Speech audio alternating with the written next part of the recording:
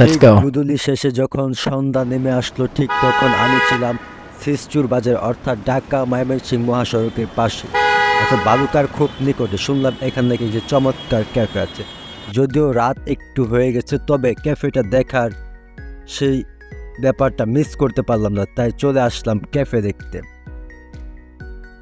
ক্যাফেটার নাম হচ্ছে স্বপ্নবিলাস।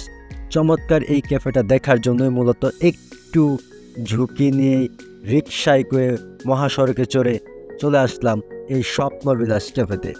রাতের আলোতে অবশ্য জলমল করছিল, চকচক করছিল ক্যাফেটা। মূলত এটা নিচু জমিতে বাঁশ দিয়ে পানির উপরে তৈরি করা হয়েছে। আমরা আসছি 3 জন মূলত ক্যাফেটা দেখার জন্য।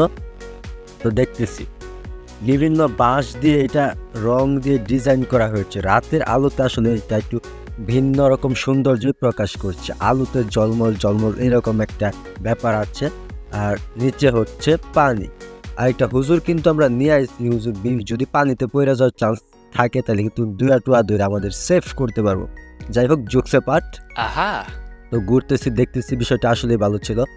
যেহেতু একটু রাত হয়ে গেছে, তো একদমই ফাঁকা পড়ে আছে ক্যাফেটা, তেমন কেউ নাই।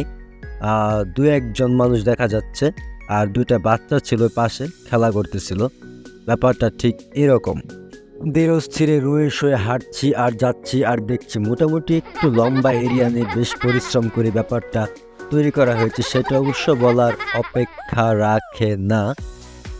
বাচ্চারা বেশ আনন্দের সাথে খেলা করছে, সেটাও বেশ চমৎকার লাগছে পরিবেশটা। আরও একটু সম্মুখে যাচ্ছি এবং দেখতে হচ্ছে একটা লম্বা সিঁড়ি দিয়ে উপরে চলে আসলাম। আসলে গরিবের যে ড্রোন শট বলে সেই ব্যাপারটা কিন্তু এখান থেকে সম্ভব। চলেন একটু উপর থেকে আপনাদেরকে দেখাই ক্যাফেটা কীরকম এরিয়া বা কতটুকু। এটা যত সম্ভব কিচেন রুম দেখা যাচ্ছে, আর মোটামুটি আলোকসজ্জার কারণে বেশ চমৎকার লাগছে। এই পাশে হয়তো একটা ফ্যামিলি বা কিছু লোকজন খানাপিনা করছে। আর দূরে যে বাস চাইতেছে ওইটা হচ্ছে ঢাকা ময়মনসিংহ মহাসড়ক। তাছাড়া ওভারঅল ব্যাপারটা খুব চমৎকার ছিল। ওকে, এবার নেমে গেলাম এখান থেকে, আর একটু সামনের দিকে যাই। যেহেতু রাত একটু বেশি হয়ে গেছে, তো এখানে আমরা খুব বেশি একটা দেরি করতেছি না, এখান থেকে বের হয়ে যাব এরকমই চিন্তা ভাবনা। তো চলতে চলতে সামনের দিকে অগ্রসর হয়ে, এবং এই ব্যাপারটা খুব চমৎকার লেগেছে। যদি কখনো আবার সময় হয় বা এখানে আসা হয় তাহলে অবশ্যই সম্পূর্ণ স্বপ্নবিলাস ঘুরে দেখব এবং ভালো একটা সময় কাটিয়েছি আজকে, এবং আরও ভালো কিছু সময় কাটাতে চেষ্টা করব।